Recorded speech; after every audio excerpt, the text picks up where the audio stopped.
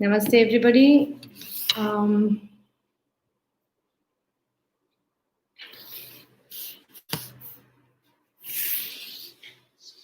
Namaste. So, is everybody able to hear us? Today, we are having some technical issues with streaming live on YouTube, Zoom.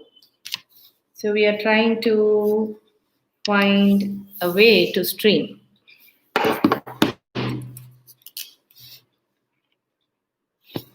Okay, great. So YouTube viewers have told us it's all good. And Zoom, are you able to hear us through Zoom? Okay. Yes, yeah. Very good. So we will start. Yes. Om Shri Gurubhyo Namaha Harihi Om.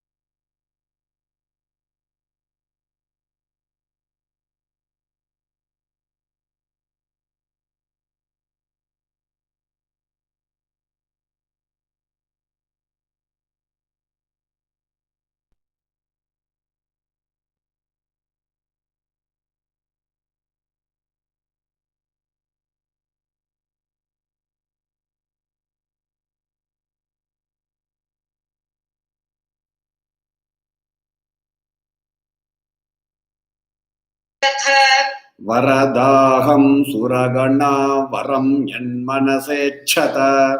Varadaham suragana varam yanmanasechata. Varadaham suragana varam yanmanasechata. Varadaham suragana varam yanmanasechata.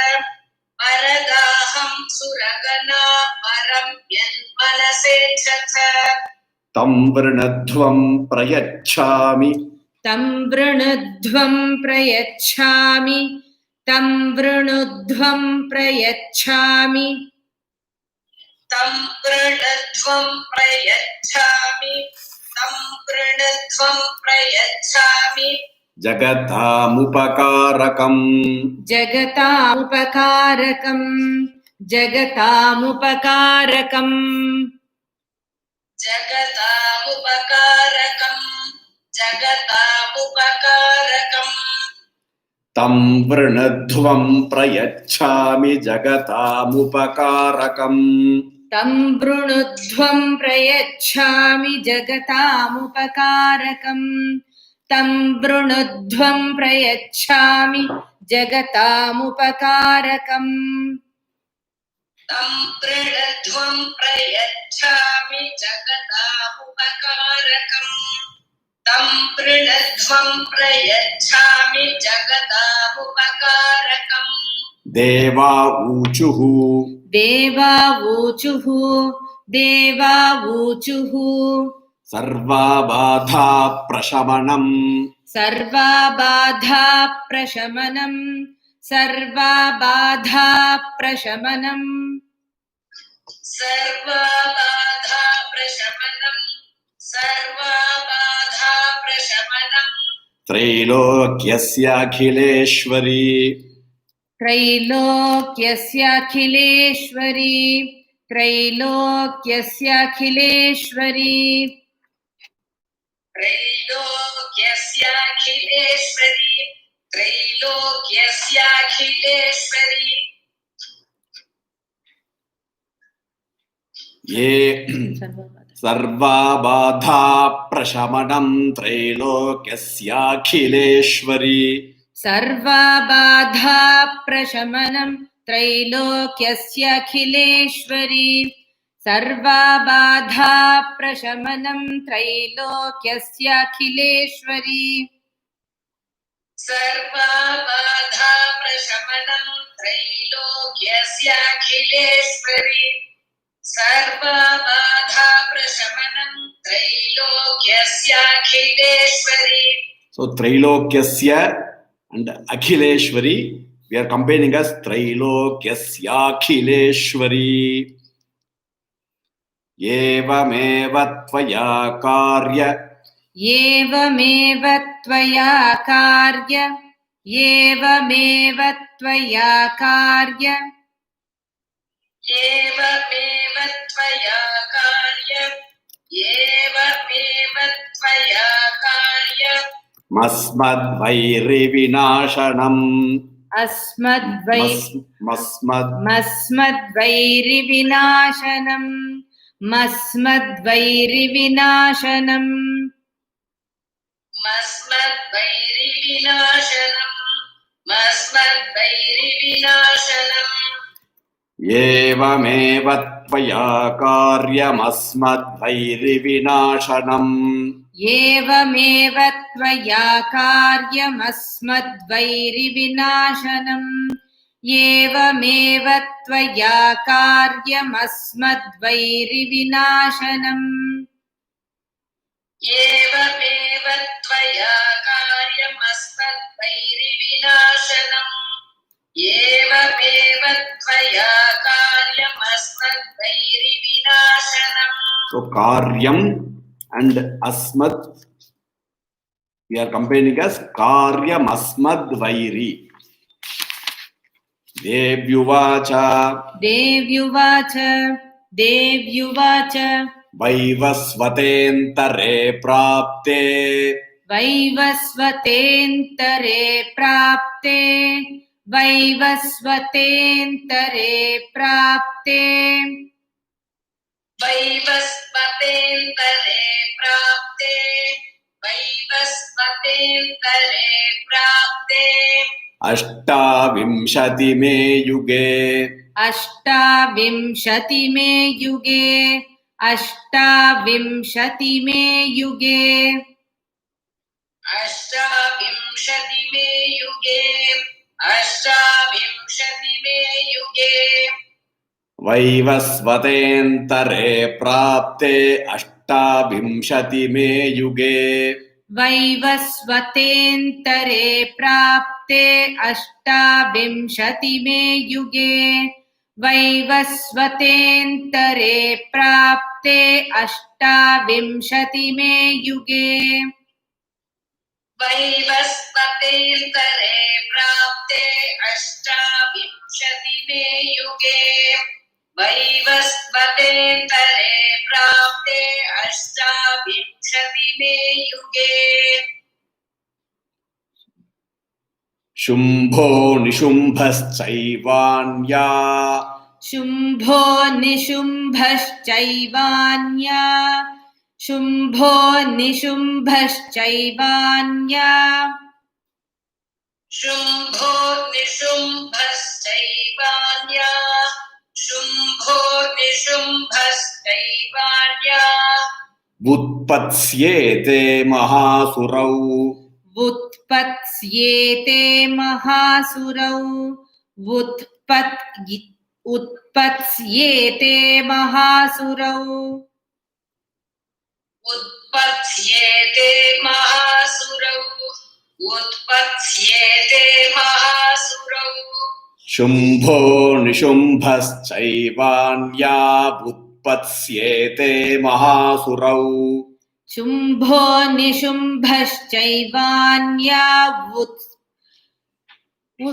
शुम्भो निशुम्भश्चैवान्या उत्पत्स्येते महासुरौ शुम्भो निशुम्भश्चैवान्या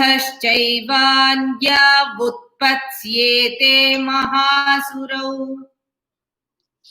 शुम्भो निशुम्भश्चैवान्या उत्पत्स्येते महासुरौ शुम्भो निशुम्भश्चैवान्या उत्पत्स्येते महासुरौ नन्दगोपगृहे जाता नन्दगोपगृहे जाता नन्दगोपगृहे जाता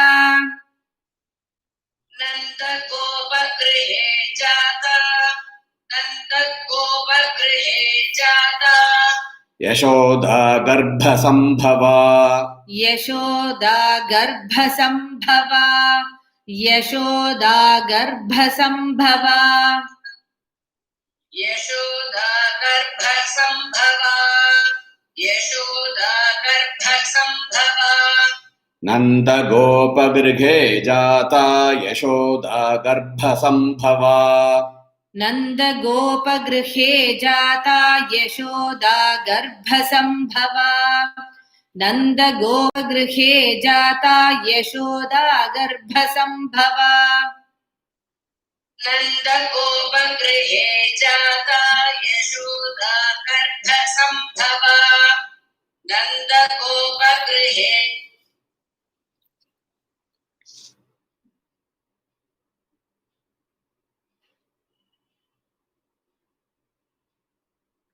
Sorry, YouTube viewers, we are having connection issues for Zoom. Please hang on for a second. It's trying to connect.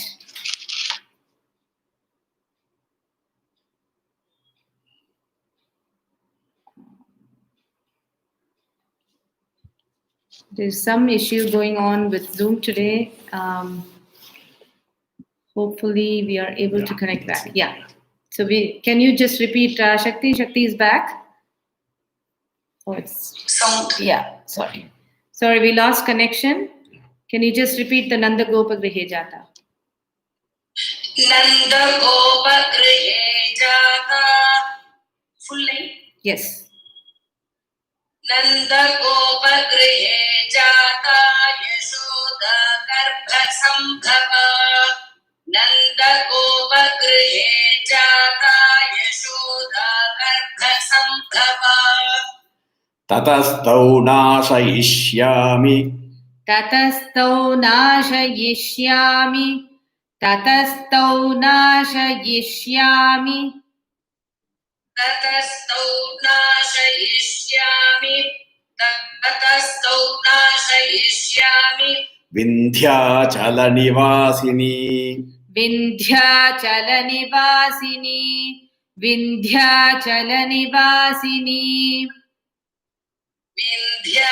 विन्ध्याचलनिवासिनी विन्ध्याचलनिवासिनी ततस्तौ नाशयिष्यामि विन्ध्याचलनिवासिनी ततस्तौ नाशयिष्यामि विन्ध्याचलनिवासिनी ततस्तौ नाशयिष्यामि विन्ध्याचलनिवासिनी ततस्तौ नाशयिष्यामि विन्ध्याचलनिवासिनी ततस्तौ नाशयिष्यामि विन्ध्याचलनिवासिनी पुनरप्यतिरौद्रेण पुनरप्यतिरौद्रेण पुनरप्यतिरौद्रेण पुनरप्यतिरौद्रेण पुनरप्यतिरौद्रेण रूपेण पृथिवीतले रूपेण पृथिवीतले रूपेण पृथिवीतले रूपेण पृथिवीतले रूपेण पृथिवीतले पुनरप्यतिरौद्रेण रूपेण पृथिवीतले पुनरप्यतिरौद्रेण रूपेण पृथिवीतले पुनरप्यतिरौद्रेण रूपेण पृथिवीतले पुनरप्यतिरौद्रेण रूपेण पृथिवीतले पुनरप्यतिरौद्रेण रूपेण पृथिवीतले अवतीर्य हनिष्यामि अवतीर्य हनिष्यामि अवतीर्य हनिष्यामि अवतीर्य हनिष्यामि अवतीर्य हनिष्यामि वैप्रचित्तान् महासुरा वैप्रचित्तांस्तु दानवान् वैप्रचित्तांस्तु दानवान् वैप्रचित्तांस्तु दानवान् वैप्रचित्तांस्तु दानवान् वैप्रचित्तांस्तु दानवान् अवतीर्य हनिष्यामि वैप्रचित्तांस्तु दानवान् अवतीर्य हनिष्यामि वैप्रचित्तांस्तु दानवान् अवतीर्य हनिष्यामि वैप्रचित्तांस्तु दानवान् अवतीर्य हनिष्यामि वैप्रचित्तांस्तु दानवान् अवतीर्य हनिष्यामि वैप्रचित्तांस्तु दानवान् भक्षयन्त्याश्च तानुग्रान् भक्षयन्त्याश्च तानुग्रान् भक्षयन्त्याश्च तानुग्रान् भक्षयन्त्याश्च तानुग्रान् भक्षयन्त्याश्च तानुग्रान् वैप्रचित्तान् महासुरान् वैप्रचित्तान् महासुरान् वैप्रचित्तान् महासुरान् वैप्रचित्तान् महासुरान् वैप्रचित्तान् महासुरान् भक्षयन्त्याश्च तानुग्रान् वैप्रचित्तान् महासुरान् भक्षयन्त्याश्च तानुग्रान् वैप्रचित्तान् महासुरान् भक्षयन्त्याश्च तानुग्रान् वैप्रचित्तान् महासुरान् भक्षयन्त्याश्च तानुग्रान् वैप्रचित्तान् महासुरान् भक्षयन्त्याश्च तानुग्रान् वैप्रचित्तान् महासुरान् रक्तादन्ता भविष्यन्ति रक्तादन्ता भविष्यन्ति रक्तादन्ता भविष्यन्ति रक्तादन्ता भविष्यन्ति रक्तादन्ता भविष्यन्ति दाडिमी कुसुमोपमाः दाडिमी कुसुमोपमाः दाडिमी कुसुमोपमाः दाडिमी कुसुमोपमाः दाडिमी कुसुमोपमाः रक्तादन्ता भविष्यन्ति दाडिमी कुसुमोपमाः रक्तादन्ता भविष्यन्ति दाडिमी कुसुमोपमाः रक्तादन्ता भविष्यन्ति दाडिमी कुसुमोपमाः रक्तादन्ता भविष्यन्ति दाडिमी कुसुमोपमाः रक्तादन्ता भविष्यन्ति दाडिमी कुसुमोपमाः ततो मां देवता स्वर्गे ततो मां देवता स्वर्गे ततो मां देवता स्वर्गे ततो मां देवता स्वर्गे ततो मां देवता स्वर्गे मर्त्यलोके च मानवाः मर्त्यलोके च मानवाः मर्त्यलोके च मानवाः मर्त्यलोके च मानवाः मर्त्यलोके च मानवाः स्तुवन्तो ततो मां देवता स्वर्गे मर्त्यलोके च मानवाः ततो मां देवता स्वर्गे मर्त्यलोके च मानवाः ततो मां देवता स्वर्गे मर्त्यलोके च manavaha ततो मां देवता सर्गे मध्यलोके च मानवाः ततो मां देवता सर्गे मध्यलोके च मानवाः स्तुवन्तो व्याहरिष्यन्ति स्तुवन्तो व्याहरिष्यन्ति स्तुवन्तो व्याहरिष्यन्ति स्तुवन्तो व्याहरिष्यन्ति स्तुवन्तो व्याहरिष्यन्ति दाडिमि सततं रक्तदन्तिकाम् सततं रक्तदन्तिकाम् सततं रक्तदन्तिकाम् सततं रक्तदन्तिकाम् सततं रक्तदन्तिकाम् स्तुवन्तो व्याहरिष्यन्ति सततं रक्तदन्तिकाम् स्तुवन्तो व्याहरिष्यन्ति सततं रक्तदन्तिकाम् स्तुवन्तो व्याहरिष्यन्ति सततं रक्तदन्तिकाम् स्तुवन्तो व्याहरिष्यन्ति सततं रक्तदन्तिकाम् स्तुवन्तो व्याहरिष्यन्ति सततं रक्तदन्तिकाम् भूयश्च शतवार्षिक्या भूयश्च शतवार्षिक्या भूयश्च शतवार्षिक्या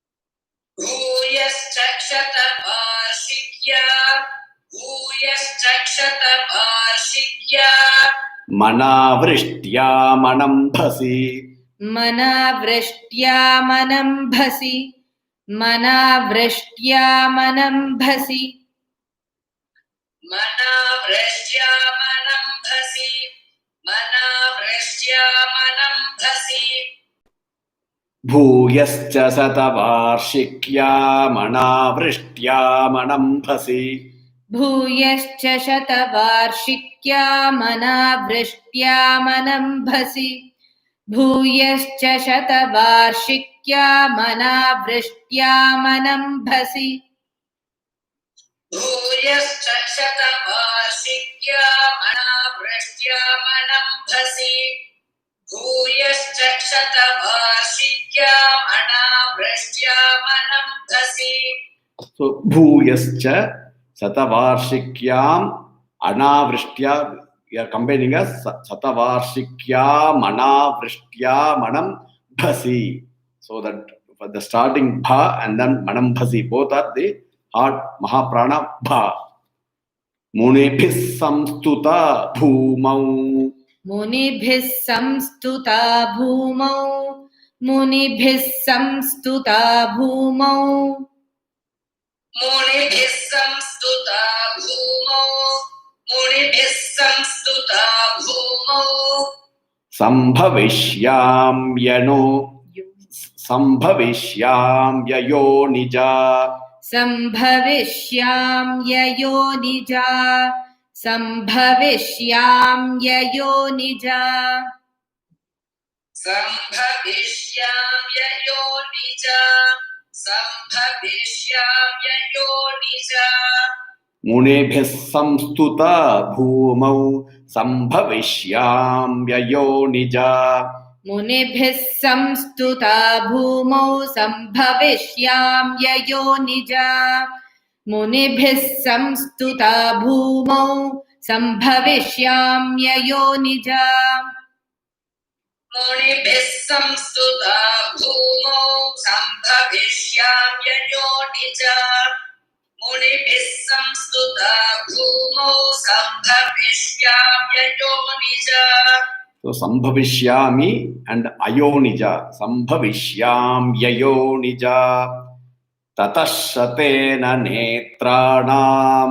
ततश्शतेन नेत्राणाम् ततश्शतेन नेत्राणाम् ततश्शतेन नेत्राणाम् ततश्शतेन नेत्राणाम् Nirikshishyami yanmunin.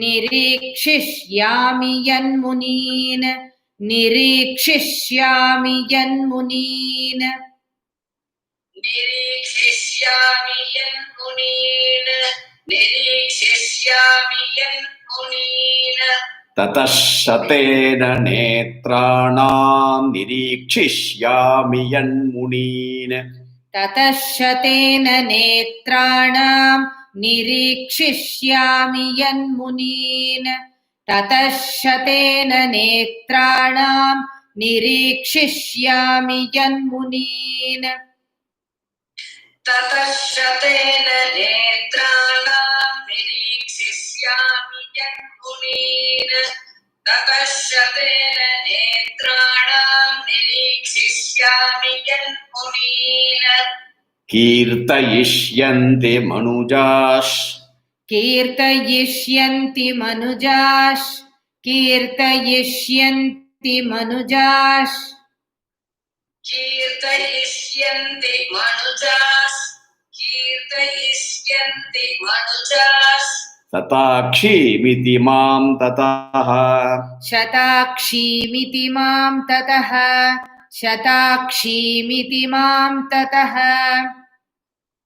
शताक्षीमिति मां ततः शताक्षीमिति मां ततः कीर्तयिष्यन्ति मनुजाः शताक्षीमिति मां ततः कीर्तयिष्यन्ति मनुजाः शताक्षीमिति मां ततः कीर्तयिष्यन्ति मनुजाः शताक्षीमिति मां ततः कीर्तयिष्यन्ति मनुजाः शताक्षीमिति मां ततः कीर्तयिष्यन्ति मनुजाः शताक्षीमिति मां ततः ततोऽहमखिलं लोक ततोऽहमखिलं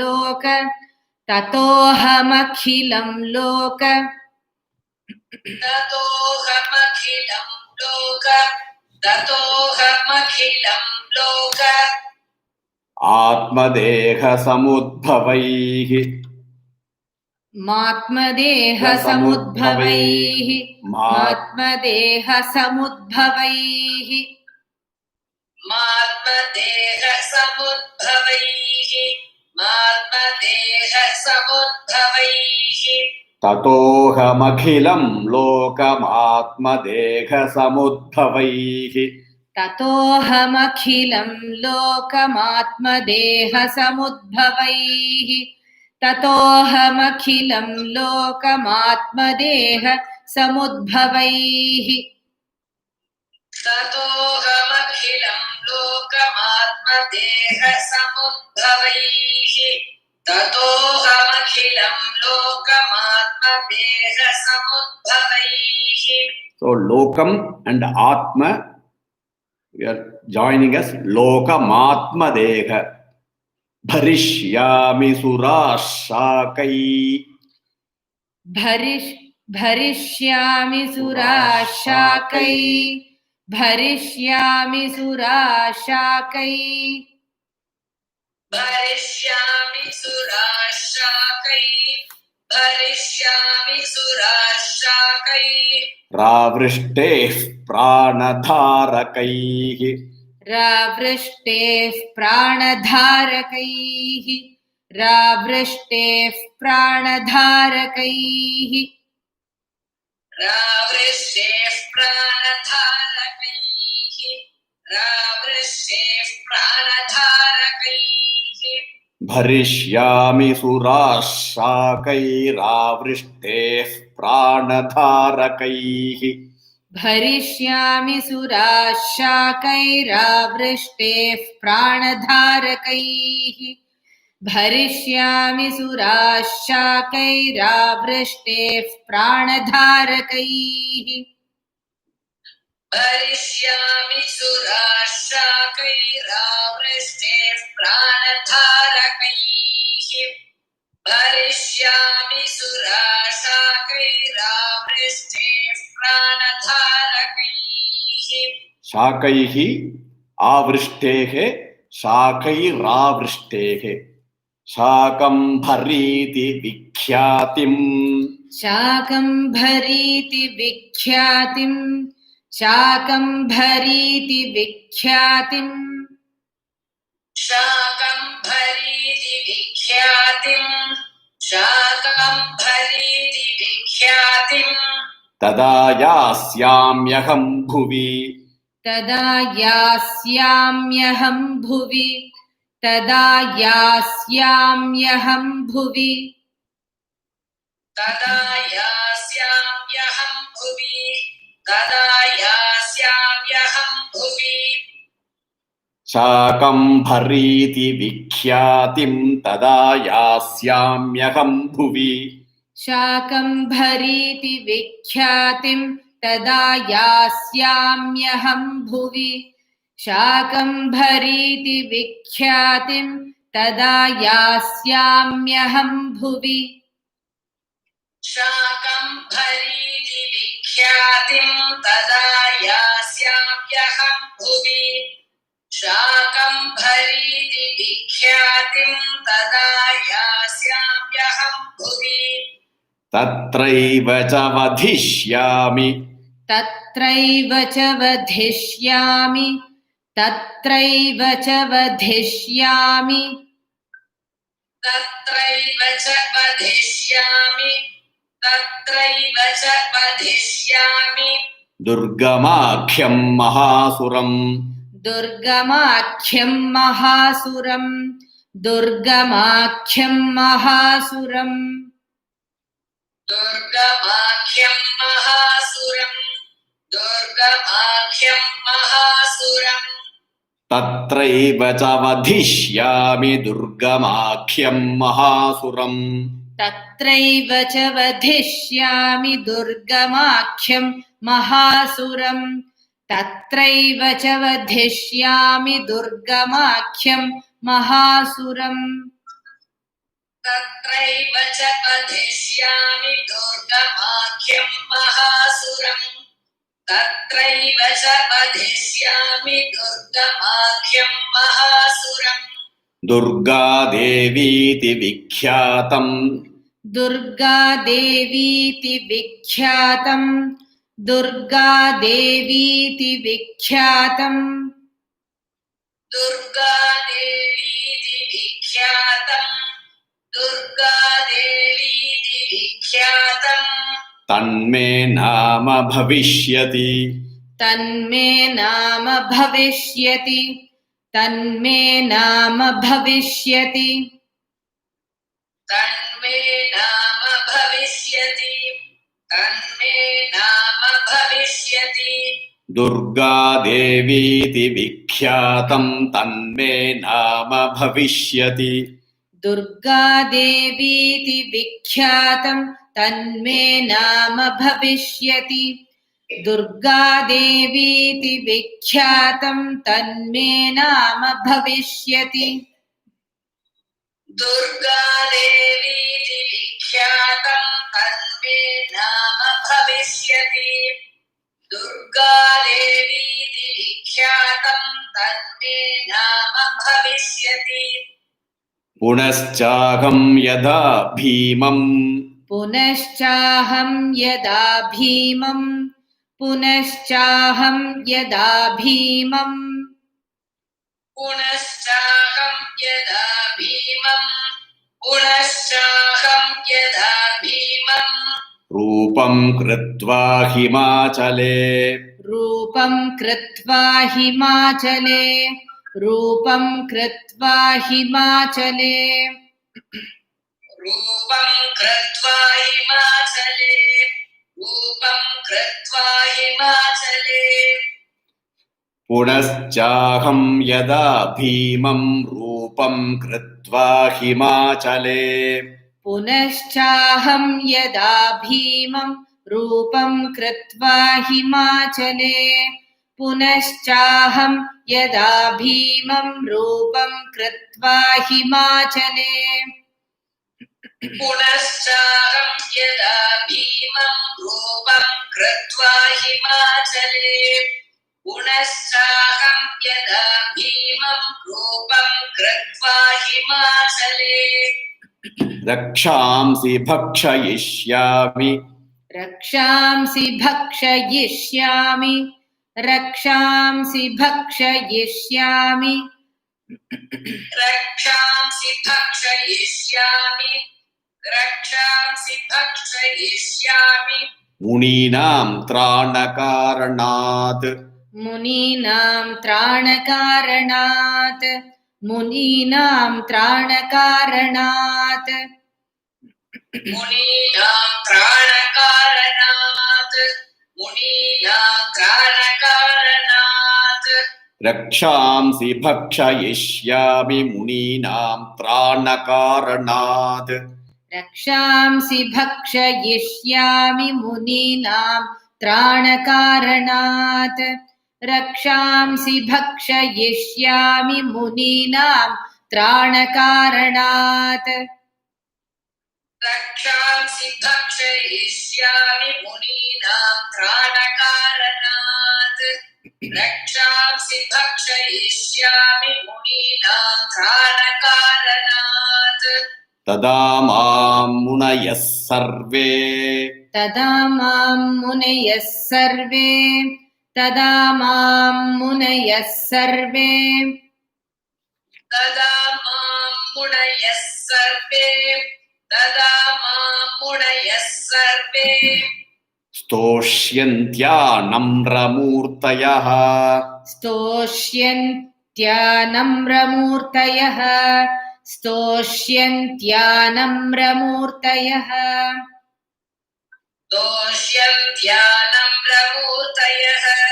स्तोष्यन्त्यानम्रमूर्तयः स्तोष्यन्त्यानम्रमूर्तयः तदा मां मुनयः सर्वे स्तोष्यन्त्यानम्रमूर्तयः तदा मां मुनयः सर्वे स्तोष्यन्त्यानम्रमूर्तयः तदा मां मुनयः सर्वे स्तोष्यन्त्यानम्रमूर्तयः तदा मां मुनयः सर्वे स्तोष्यन्त्यानम्रमूर्तयः तदा मां मुनयः सर्वे स्तोष्यन्त्यानम्रमूर्तयः भीमादेवीति विख्यातम् भीमादेवीति विख्यातम् भीमादेवीति विख्यातम् भीमादेवीति विख्यातम्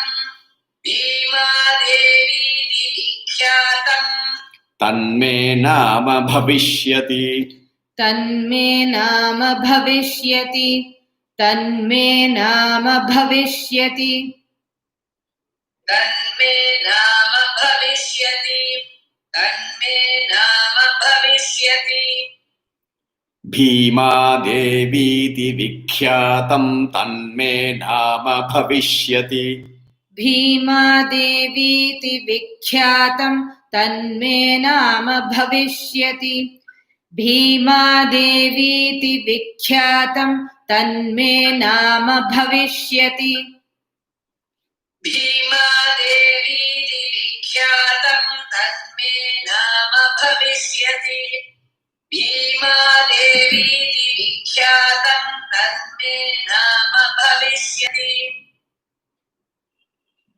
यदारुणाख्यस्त्रैलोक्ये यदारुणाख्यस्त्रैलोक्ये यदारुणाख्यस्त्रैलोक्ये यदारुणाख्यस्त्रैलोक्ये यदारुणाख्यस्त्रैलोक्ये महाबाधां करिष्यति महाबाधां करिष्यति महाबाधां करिष्यति महाबाधां करिष्यति महाबाधां करिष्यति यदारुणाख्यस्त्रैलोक्ये महाबाधां करिष्यति यदारुणाख्यस्त्रैलोक्ये महाबाधां करिष्यति यदारुणाख्यस्त्रैलोक्ये महाबाधां करिष्यति यदारुणाख्यस्त्रैलोक्ये महाबाधां करिष्यति यदारुणाख्यस्त्रैलोक्ये महाबाधां करिष्यति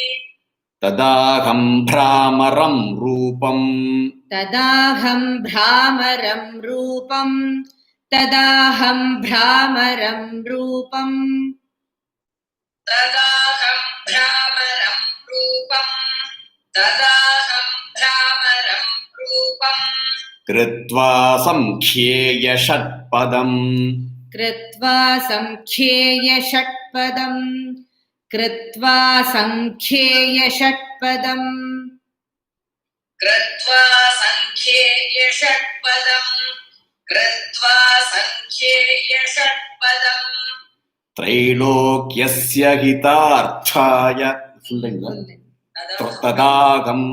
तदाहं भ्रामरं रूपं कृत्वा संख्येय षट्पदम् तदाहं भ्रामरं रूपं कृत्वा संख्येय षट्पदम् तदाहं भ्रामरं रूपं कृत्वा संख्येय षट्पदम् तदाहं भ्रामरं रूपं कृत्वा संख्येय षट्पदम् तदाहं भ्रामरं रूपं कृत्वा संख्येय षट्पदम् त्रैलोक्यस्य हितार्थाय त्रैलोक्यस्य हितार्थाय त्रैलोक्यस्य हितार्थाय त्रैलोक्यस्य हितार्थाय त्रैलोक्यस्य हितार्थाय वधिष्यामि महासुरम्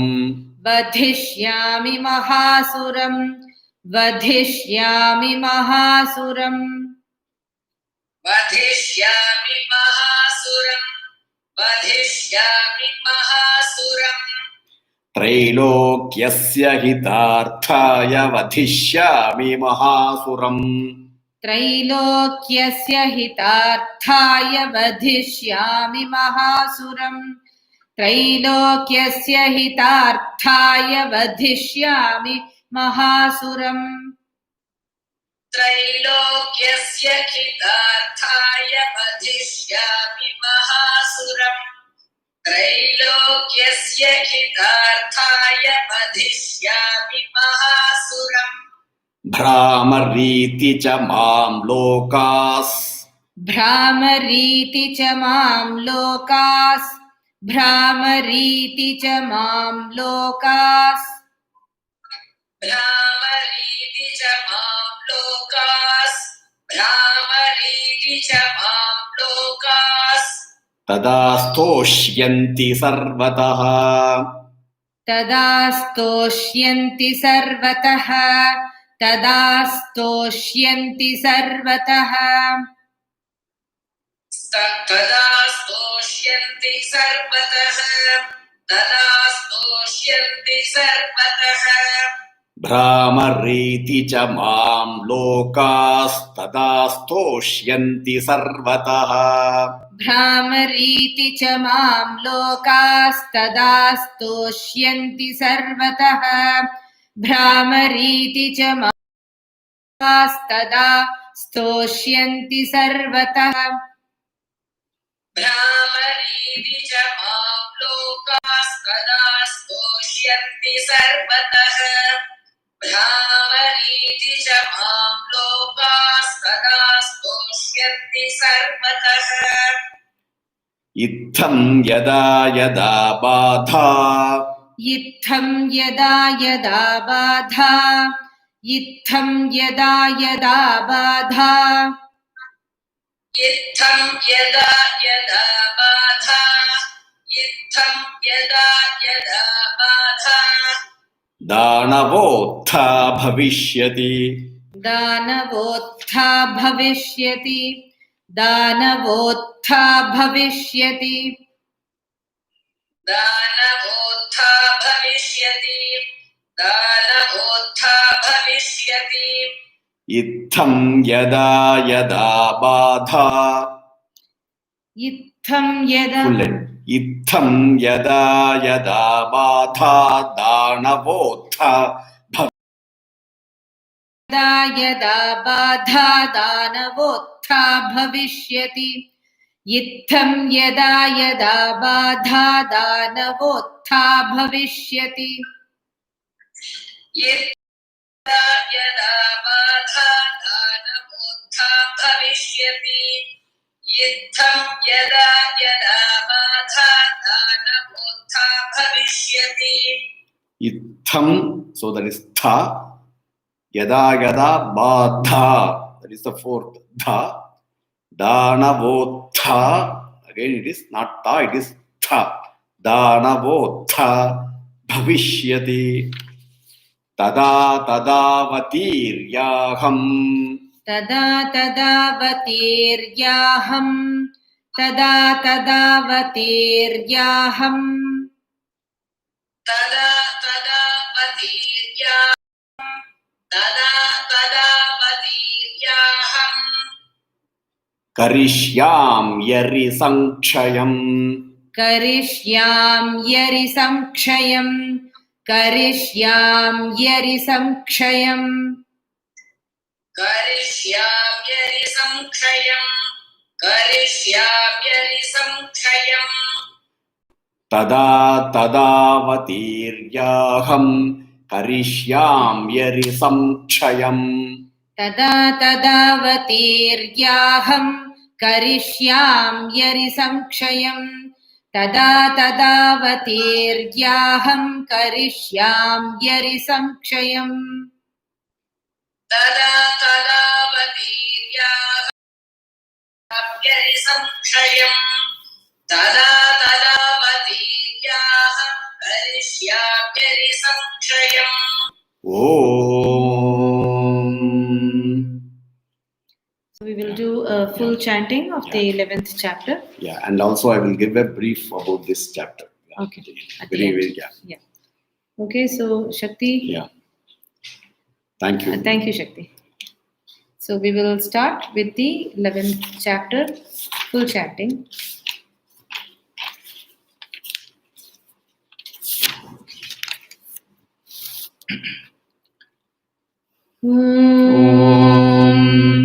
Rishiruvacha Devyahate tatra mahasurendre sendrasura vandhi purogamastam Katyayanim tushtu vurishthalabhat vikashi vakrabja vikashitashaha.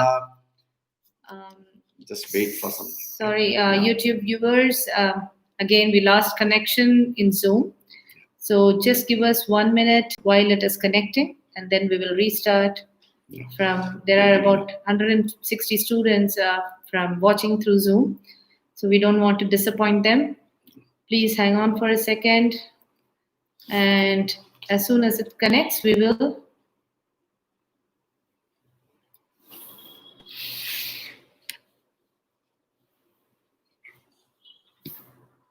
Yeah, here we go. It's back. Yeah, the connection is back.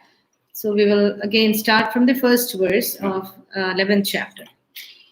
Om Rishiruvacha Devyahate tatra mahasurendre sendrasura vandhi purogamastam Katyayanim tushtu vurishthalabhat Vikashi vakrabja vikashitashaha Devi prapannarti hare prasida prasida matar jagatokhilasya prasida vishveshwari pahi vishvam tvamishwari devi characharasya adhara bhuta jagatastvameka mahiswarupena yatasthitasi Apam swarupasthitaya tvayetadapyayate krishnamalaghya virye Tvam vaishnavi shaktirananta virya Vishvasya bijam paramasi maya Sammohitam devi samastametat Tvam vai prasanna bhuvi mukti hetuhu विद्या समस्तास्तव देवि भेदाः स्त्रियः समस्ताः सकला जगत्सु त्वयैकया पूरितमम्बयैतत्काते स्तुतिस्तव्य परापरोक्तिः सर्वभूतायदा देवी स्वर्गमुक्तिप्रदायिनी त्वं स्तुता स्तुतयेका वा भवन्तु परमोक्तयः सर्वस्य बुद्धिरूपेण जनस्य हृदि संस्थिते स्वर्गापवर्गदे देवि नारायणि नमोऽस्तु ते कलाकाष्ठादिरूपेण परिणामप्रदायिनि विश्वस्योपरतौ शक्ते नारायणि नमोऽस्तु ते सर्वमङ्गलमाङ्गल्ये शिवे सर्वार्थसाधिके शरण्ये त्र्यम्बके गौरि नारायणि नमोऽस्तु ते सृष्टिस्थितिविनाशानां शक्तिभूते सनातनि गुणाश्रये गुणमये नारायणि नमोऽस्तु ते शरणागत दीनार्तपरित्राणपरायणे सर्वस्यार्तिहरे देवि नारायणि नमोऽस्तु ते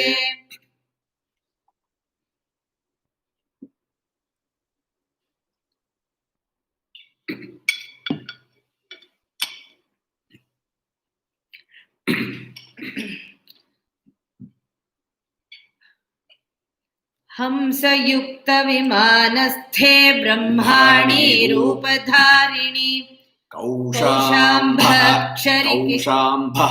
क्षरिके देवि नारायणि नमोऽस्तु ते त्रिशूलचन्द्राहिधरे महावृषभवाहिनि माहेश्वरी स्वरूपेण नारायणि नमोऽस्तु ते मयूरकुक्कुटवृते महाशक्तिधरे नखे कौमारी रूपसंस्थाने नारायणि नमोऽस्तु ते शङ्खचक्रगदाशार्ङ्गगृहीत परमायुधे प्रसीद वैष्णवी रूपे नारायणि नमोऽस्तु ते गृहीतोऽग्रमहाचक्रे दंश्रोद्धृतवसुन्धरे वराहरूपिणि शिवे नारायणि नमोऽस्तु ते नृसिंहरूपेणोग्रेण हन्तुं दैत्यान् कृतोद्यमे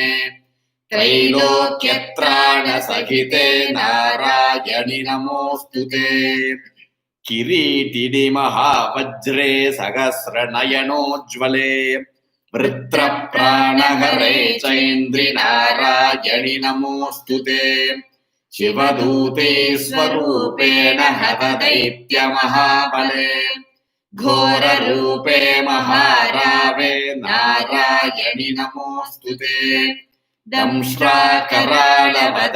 शिरोबाला विभूषणे चामुण्डे मुण्डमथने नारायणि नमोऽस्तु ते लक्ष्मीलज्जे महाविद्ये श्रद्धे पुष्टिस्वधे ध्रुवे महारात्रि महाविद्ये नारायणि नमोऽस्तु ते मेधे सरस्वतिवरे भूतिवाभ्रमितामसि नियते त्वं प्रसीदेशे नारायणि नमोऽस्तु ते सर्वस्वरूपे सर्वेशे सर्वशक्तिसमन्विते भयेभ्यस्त्राहि नो देवि दुर्गे देवि नमोऽस्तु ते एतत्ते वदनं सौम्यं लोचनत्रयभूषितं पातु नः सर्वभीतिभ्यः कात्यायनि नमोऽस्तु ते ज्वालाकरालमत्युग्रमशेषासुरसूदनं त्रिशूलं पातु नो भीतेर्भद्रकाली नमोऽस्तु ते हिनस्ति दैत्यतेजांसि स्वनेनापूर्यया जगत् सा घण्टा पातु नो देवि पापेभ्यो नः सुतानिव असुरासृग्वसा पङ्कचर्चितस्ते करोज्ज्वलः शुभाय खड्गो भवतु चण्डिके त्वां नता वयम् रोगानशेषानपहंसि तुष्टादु कामान् सकलानभीष्टान् त्वामाश्रितानां न विपन्नराणां त्वामाश्रिताख्याश्रयतां प्रयान्ति एतत्कृतं यत्कदनं त्वया व्यधर्मद्विषां देवि महासुराणां रूपैरनेकैर्बहुधात्ममूर्तिं कृत्वाम्बिके तत्प्रकरोति कान्याम् विद्यासु शास्त्रेषु विवेकदीपेषु वाद्येषु वाक्येषु च कात्वदन्या मम त्वगर्तेति महान्धकारे विभ्रामयत्येतदतीव विश्वम् रक्षांसि यत्रोग्रविशाश्च नागा यत्रारयोदस्युबलानि यत्र दावानलो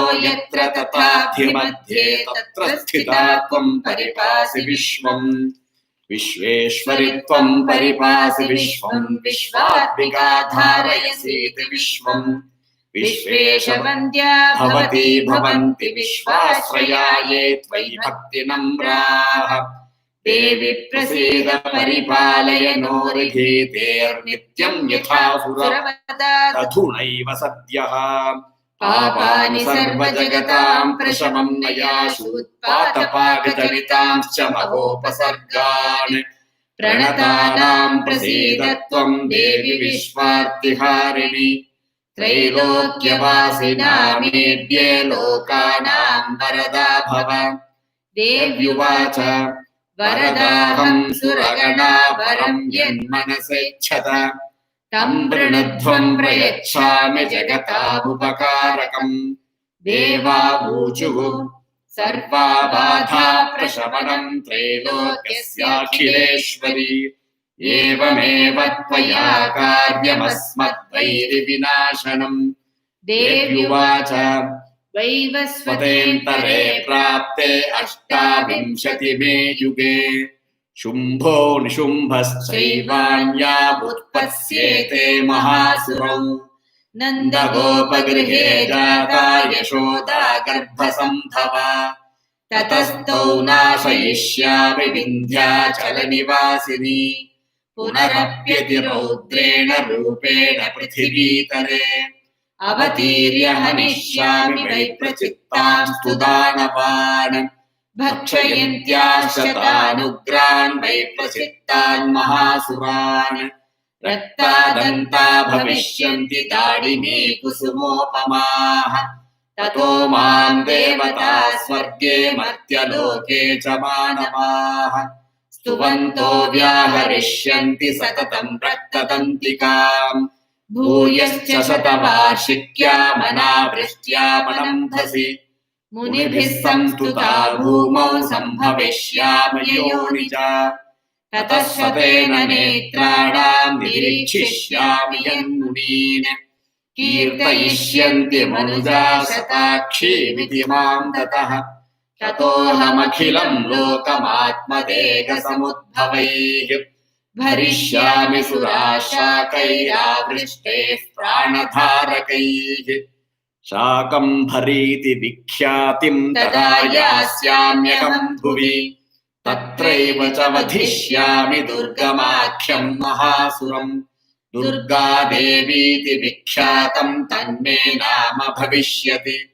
पुनश्चाहं यदा भीमं रूपं कृत्वा हिमाचले रक्षांसि भक्षयिष्यामि मुनीनां प्राणकारणात् तदा मां मुनयः सर्वे स्तोष्यन्त्यानम्रमूर्तयः भीमा देवीति विख्यातं तन्मे नाम भविष्यति यदा रुणाख्यस्त्रैलोक्ये महाबाधां करिष्यति तदाहं भ्रामरं रूपं कृत्वा संख्येयशक्पदम् त्रैलोक्यस्य हितार्थाय वधिष्यामि महासुरम् भ्रामरीचि च मां लोकास्तदा स्तोष्यन्ति सर्वतः इत्थं यदा यदा बाधा दानवोत्था भविष्यति तदा तदावतीर्यागं करिष्याम्यरि संक्षयम् ॐ सत्या सन्तु यजमानस्य कामाः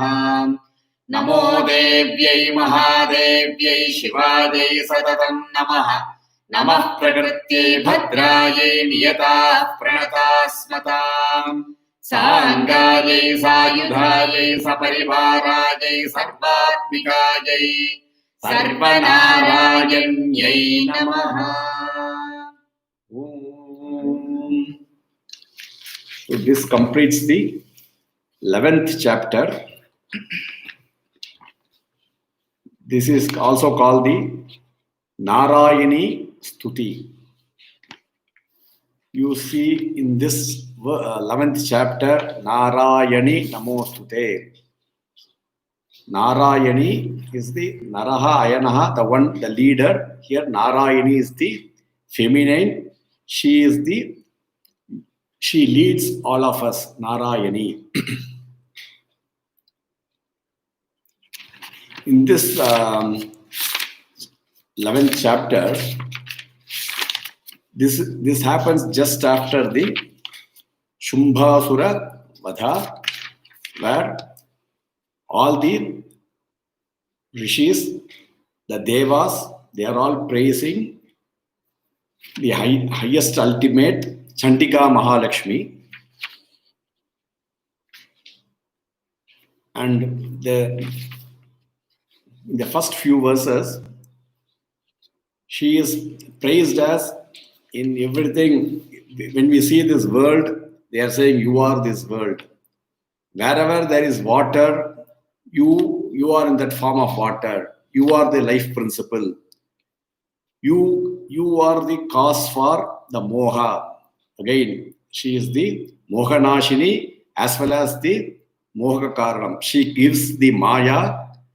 She is the karanam or the cause for the maya, as well as she is the remover of maya, which is the vidya or the ignorance, which is only when we get the jnanam, we are going to get the highest ultimate mukti or the moksha.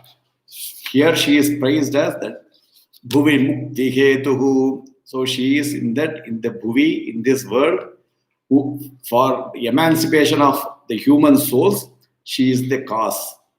So when we pray to her, she gives us both the swarga and the moksha. In many verses in this chapter, you will see the swarga mukti pradayini. In at least 4 or 5 times, this is repeated in this verse. So it means she gives us all the enjoyment of this world, which is the swarga, and she also gives us the final emancipation, where you get the sayujya padavi, or we merge with the Devi. That is the highest human attainment, dharma, artha, kama, moksha. All the 4 are prayed for. When we say that you are the cause for that, it means the humans as Manavaha, as we are praying to her to grant us all of that. Also, she is Vidya Samasta Tava Devi Bhedaha Striyas Samasta Sakala Jagatsu. Vidyaha Samastaha, all the Vidyas, all the forms of knowledge. Any knowledge we see, they are praising. She is in that form. Who is that knowledge? It is the Devi who is the knowledge. And Bhedaha, so your own different forms are the Striyas Samastaha, means all the feminine form in this world we see are all your forms only. So it means there are 2 principles, the male and the female principle. The female principle in this world is Devi alone, and she is none other. All the female are Devi. Striyas Samasta Sakala Jagatsu Tvayaikaya Puritam Ambayaitat Kate Studis Tavya Paroktihi. Here she is praised as Paroktihi, means Uktihi are words. Ukta means Uktam. Ukta means some speech. She is the highest speech, highest vak. Who Who is the highest Vak? Mahasaraswati. She is the Paravani or the Mahasaraswati. So she is called Paroktihi. And if she is the highest of the words and speech, the rishis are saying, where can we find any other words to even praise you? Because you are that speech, you are that word. I am not able to get any other word, and so we are not even able to. If I want to praise, we need to know what is some words, right? Some speech we have to say. We are not able to do because she is the Paroktihi, or the highest goddess of learning. The Vani or the Mahasaraswati is, and where is the Tvai Ekaya Puritam Amba Etad. All this world, whatever we see, the sky completely, Puritam means you are the one filled. So wherever I see, you are the one. I see on the right side, then you are there. Left side, so, or you see back, front, in your own outside, who else is there? It is only the Devi. That is what the rishis are praising. Sarva Bhuta Yada Devi Swarga Mukti Pradayini. This is what I explained before. She is the one who gives us the Swarga, the heaven, which is all the Dharma, Artha, Kama, all the happiness in this world, and also in the Swarga, as well as the Mukti is the Sayujya Padavi, or she is giving us the highest attainment, emancipation of us merging with Devi. Tvam Stuta Stutaye Kava Bhavantu Paramoktayaha. Again they are saying, you are the Paramoktayaha. How can I even praise you? Because I am not able to get any words. You are that words. And Sarvasya Buddhi Rupena Janasya Hridi Samsthite Swarga Apavargade Devi Narayani Namostute. Again, in this different way, this same thing, you are in the form of the Buddhi. Then Kala Kashtadi Rupena Parinama Pradayini. This is very important. She is in the form of Kala, or the Kashta means Kala Kashta is that minutes or the moments. So when the time is split as like moments, minutes, hour, days, all of that. So in that form, Kala Kashtha Adi Rupena means all that hour, year, decade, century, any number of the time principle is, you are in the time principle, and you cause the parinama or the change. So any change which is happening, we are continuously seeing changes, is because she is that cause for the change. Then Sarva Mangala Mangalye Shive. So the most auspicious one is the Shive, and she is the Sarva Mangala Karini. All the good things, auspicious things is, you are the cause for that. Sarvartha, Artha means, here it is Sarvartha Sadhike. So you have to remember here, many places it comes as Arti Hare Devi, Sharanagata Dinartha Paritrati Dinartha, that is Artha. And another place is Sarvasyarti Hare Devi, Sarvasyarti Hare Devi. So Arti is the bad or Pida, which is Hare means you destroy. But here it is not the first Ta, but it is the second Ta. Sarva Mangala Mangalye Shive Sarvartha Sadhike. So Artha means, here it comes the Dharma, Artha, Kama. That the one we say, whatever we, Artha means all the wealth we want. So she is the wealth. So when you say Sarvartha Sadhike, so you have to remember which Ta you say. When you say Arthi, Sarvartha means good things. When you say Arti, means bad. You see how a small difference in how you pronounce a letter, whether it is Arti or Arthi, gives exactly the opposite meaning. So that is why when we chant, you have to chant correctly so that we get that. So here it is Sarvartha Sadhike. Sharanye Triambike Gauri. Gauri here is the most brilliant, shining. She is like that. And Triambake is, she has 3 eyes. Saranye Triambake Gauri Narayani Namostute. In the Triambakeshwar temple, you can see In Maharashtra. in Maharashtra, you can see both the Shiva as the Triambaka, where continuously from the Godavari is Mula, when the starting of the river, there's Abhishekam continuously happening, where there are three eyes of Parameshwara. It is one of the Jyotir Lingam. And also in the same sanctorium, you have the Triambake as the Devi with three eyes. And they continuously chant not only the Shiva or the Rudra, they also chant continuously, the priest there, Sarva Mangala Mangalye, Shive Sarvartha Sathike, Sharanye Triambake Gauri, Narayani Namostute. So here, she is also praised as all the Ashtamatrikas, which we saw in the 8th chapter. One by one, they are all praised here. Then Lakshmi Lajje Mahavidye Shraddhe Pushtis Vadhe Dhruve. 22nd verse. The 22nd verse. Maharatri Mahavidye Narayani Namostute. Here she is addressed. So they are all in the Sambodhana. Lakshmi. She is the Hey Lakshmi means who the person who is in the auspicious, who is as the hey good fortune. Her name is Good Fortune because she is the giver of good fortune. Lajje means she is the embodiment of modesty. Mahavidye, the greatest knowledge. Shraddhe, she is the embodiment of faith. Means when you say you are faith, what does that mean? You are Shraddha means as Manavas, we are asking that faith. It means why do we have to even praise by saying all that? Because she is the ultimate. Why should we say Shraddhe? Pushti means the nourishment. Then Swadhe means Swadha.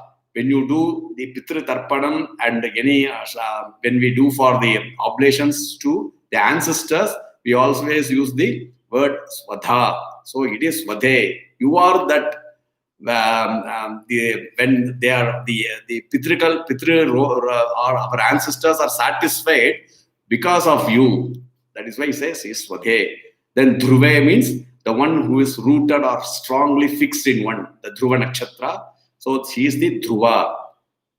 And Maharatri, which is the great night, Mahavidye. Here it is Mahavidye is Mahavidye, which is the greatest illusion, which is the Mahamaya. So Mahavidye means Mahamaye. Narayani Namostute.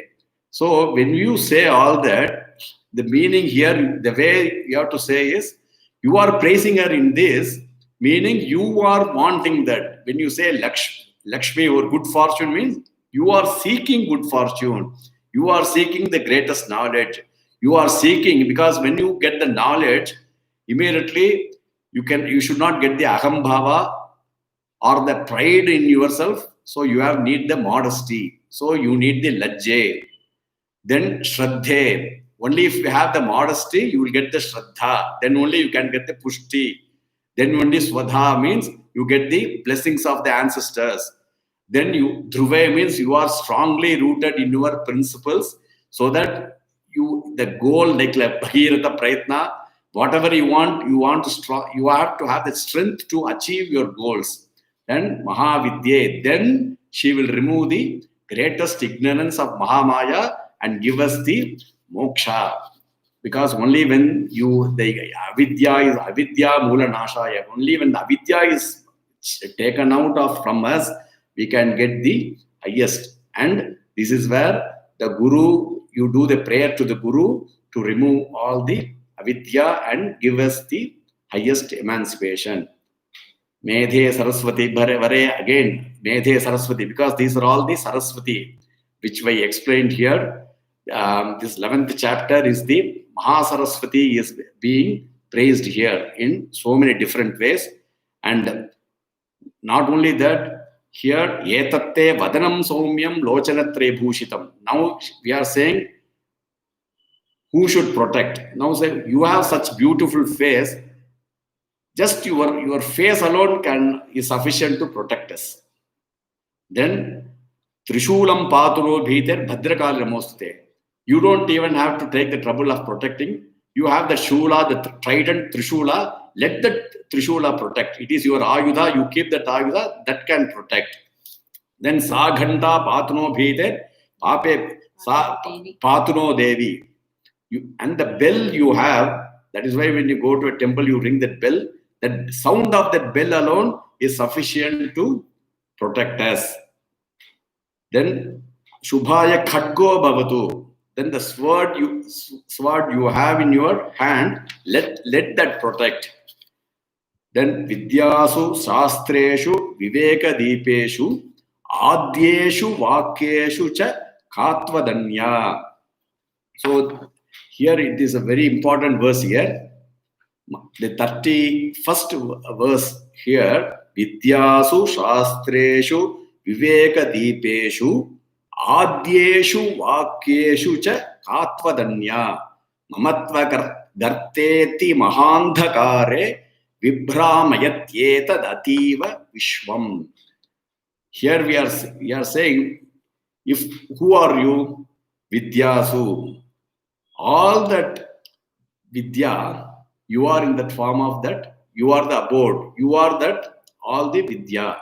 Shastreshu Viveka Deepeshu. So all the Shastras, here Vidya is all Vedas, Upanishads, Purana, Shruti, Smriti, all that which gives us knowledge is the Vidyasu.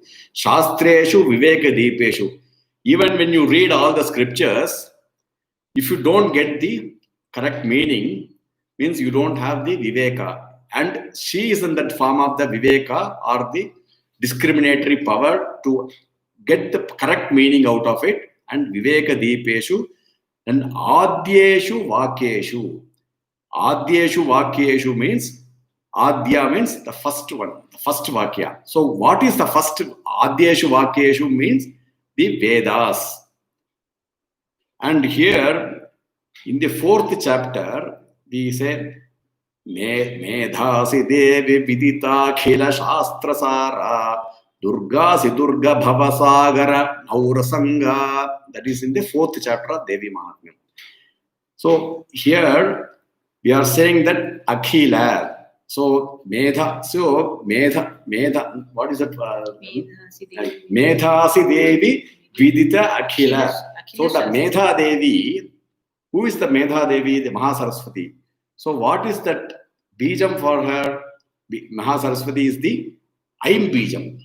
So how you split I is A, E and A. A plus E plus A gets I. Then you have the Bindu, it gets Aim. So A, E, A.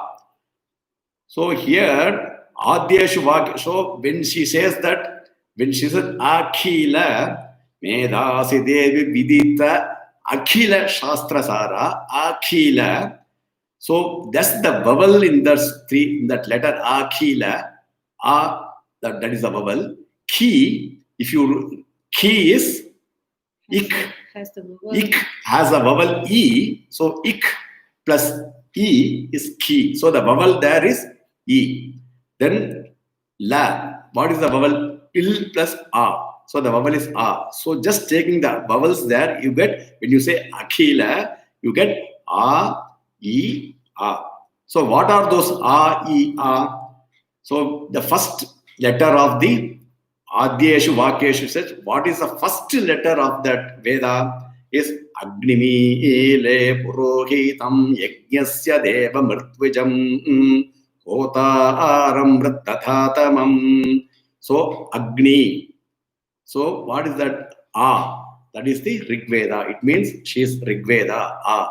Then the key E. Ishet Orjetva Vayavastho Vayavasta Devo Vasavitar Prarpayitu Srethatamaya Karmane. So it means the Yajurveda completely, she is Yajurveda. Then Agla. The first verse of Yajurveda. Yeah, first verse. The first verse of Yajurveda is Ishetva. It starts with E. Then the Samaveda starts with Agna Aya Hivitaye Granano Habhyatataye. That is the first verse of Samaveda. Means A. So when you say Akhila, means all the three Vedas. And what is that? Vedasi Devi. Who is that? Mahasaraswati. Aim Bijam. So that is why. So that Bij. So this Devi Mahatmyam, all the mantras are all in this. They are all not just meaning where you are seeing that there is a fight between demons, asuras, devas, all of that you are seeing, but in fact they are all the mantras which are very potent and powerful. Mantras are in Devi Mahatmyam. Adyeshu Vakyeshu, here you get that as all the three Vedas. Adyeshu Vakyeshu cha Katvadanya means who is nobody, who is that? You are actually all the Vedas, you are the Shastras, you give us the Viveka, you are everything. That is the greatness of this Devi Mahatmyam. So I think we have taken a lot more time today. So it's a beautiful chapter. You cannot resist talking about the 11th chapter. Yeah, and also at the end, she is also giving what she is going to do. For example, she is because she is going to, when she devours all the asuras and eats them to save all the munis or the good people, her teeth become red like dadimi kusuma or like pomegranate. So she is called Rakta Dantika. Then she is also called she with eyes, 100 eyes she is seeing, so she will be called Shatakshi. And because she nourishes everybody with all the fruits, vegetables, she will be called Shakambari. Then she will be called Brahmari. So she has all the different. This is in the 11th chapter at the end. So the detailed meaning you are all listening from my father, Sri Gyartha Dikshidhar. So I hope you are enjoying. And after a few announcements about mainly about the tomorrow's Parayanam, very important day. Akhilaji will do that now. We will end the class. Thank you. Yeah, and thank you. And so I just wanted to have some quick announcements. Tomorrow there is no class. Instead, we will be having the entire Parayanam of Devi Mahatmyam, being a very auspicious day tomorrow, being the Tuesday with the Ashwini Nakshatra, called Tuesday means Bhauma Vasara with an Ashwini Nakshatra. It's a very important day according to Devi Upanishad. It says anybody who chants on this particular day, the Devi Upanishad or Durga Saptashati, he overcomes the Mahamrityu. So that means like she gives you all the good like life, and you can so it's a very auspicious day for all the Devi Upasakas. So we thought until now we have finished all the 11th until the 11th chapter. So we will do the entire Devi Mahatmya Parayana. So the session will start at 6:30 p.m. It's not the 7:30 p.m. usual time. It's going to be 1 hour ahead, 6:30 p.m. Indian time, Indian Standard Time. So please join us, and we will start with Ganapati Upanishad, then the Devi Upanishad, and then Sankalpam. For this difficult time that we are all facing, we will take a Sankalpam, and then we will start with the Siddha Kunchika Stotram. So the Ganapati Upanishad, Devi Upanishad is all available in our website in the publications. You can go check the texts for Devi Mahatmya, Parayana Krama book, and you should be able to find them in all different languages, regional languages. So you will be used to, you can use that text for tomorrow's Parayanam. So right up, and also one more thing is we will be doing it as a group with the senior disciples of the ashram. So many of them will be joining us, and we will all do it together. And I hope you'll all enjoy, and you can it will be a revision for you too, those who are learning for the first time. So that's one thing. And all the Zoom the class registrants, you would have received an email from us regarding the first test, the evaluation of your chanting. After all these months of weekends of support sessions, we thought it would be a good idea to actually evaluate your chanting, so you know where you are. And What should be chanted? Because only when they open that link they get right. So right. So I'm just coming there. So basically, there are some questions that we received after I sent that email. One is that you need to go press the link, click that link, and then you will find all the details in the form itself, all the key points to note before submitting your audio submissions. So we have given we have selected 2 sections of the first chapter, and you will have to recite it. First few verses. Yes. Right? First 1 to. I think it's 1 to 15 and 99 to 100. I think I'm not very sure. So you go check the form to find the verses that you have to chant. You don't have to record differently in different audios. You can just those selected verses you chant them in one audio and upload it.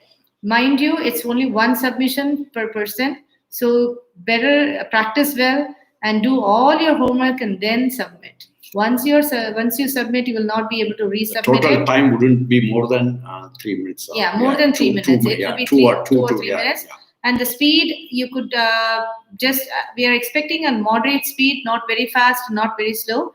So the speed, we have given all the explanations there. Many people asked me this question: if they click the link, will their chance for submission expire? No, it will not expire until you actually submit the form. So you can click it as many times as possible to go through the questions and the frequently asked questions. Yeah. So to get clarifications. So please review the form and understand we have given it very clearly. Most of the questions have been addressed. And so you should be fine with it. Kindly upload it after you practice well. And also there was one question: if you could submit these verses to your TA, the teachers, through offline submission and then submit it, no, we would not suggest that. You're welcome to send the audio for your practice audio with any other set of verses to your TA, but this particular verse that we have asked you to submit, please just do it as a one final, like after practicing yourself, you should be able to submit it. So I think I have ordered, those who have registered for the class would alone get this link for test. If you have not registered, you will not be getting the link, sorry. We just want to go through a system. It's because on your YouTube, there are so many people who are attending, but we really don't know we wouldn't know if you do not register. So please register, go to the website, register first, and then you will get these links. There are quiz links, there are test links, there are support session links. There are so many benefits that you would get when you register for the class. So please register if you have not already. So tomorrow will be the Parayanam. So, and Wednesday will be our father's lecture. So the next class on 12th chapter will be on Thursday. So Shri Gurubhyo Namaha. Thank you for staying with us. I know it's pretty late. Shri Gurubhyo Namaha. Shri Gurubhyo. Namaste.